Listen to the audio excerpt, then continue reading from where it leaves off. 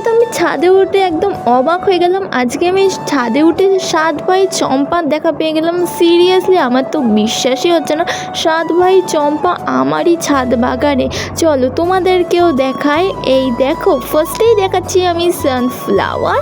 এইটা আমি কিন্তু বীজগুলো স্কুল থেকে নিয়ে এসেছিলাম, মনে আছে তোমাদের? আমি সেই ভিডিও ছেড়েছিলাম।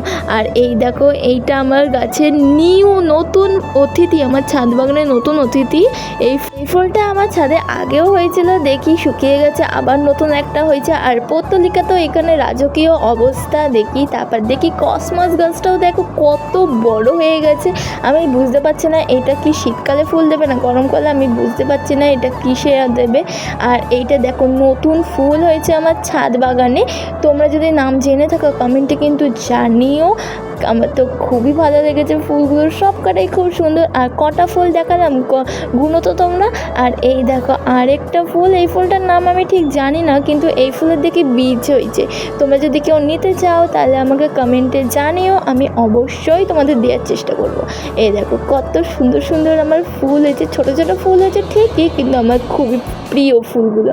আর এই দেখো সেই আফ্রিকান সানফ্লাওয়ার, এখানে মিনি সানফ্লাওয়ারও আছে। এখানে এই গাছটা তো ভরে ভরে সানফ্লাওয়ার দিয়েছে, মিনি সানফ্লাওয়ার, আমার তো খুবই ভালো লেগেছে।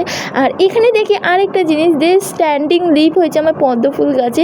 এবার মনে হয় খুব তাড়াতাড়ি পদ্ম ফুলও আমি দেখতে পারবো, তোমাদের সাথে খুব তাড়াতাড়ি শেয়ার করব। আমি তো 7 ভাই চম্পাকে দেখে একদম অবাক হয়ে গেলাম। তোমাদের কেমন লাগলো কমেন্টে কিন্তু জানাতে কেউ বলবে না। আজকে এবার যেত লাইক সাবস্ক্রাইব করতে ভুলো না।